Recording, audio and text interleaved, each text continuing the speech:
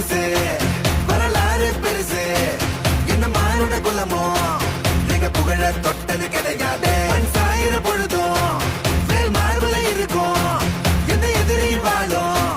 எங்க முதுக பார்த்தது கிடையாது 1000 கை ஒன்ன சரிக்கும் உன் மனச தூக்கி நிறுத்து உன்னை வீசிட பார்க்கிற எவனோ எட்டு விழனோ வழியே கொடுத்து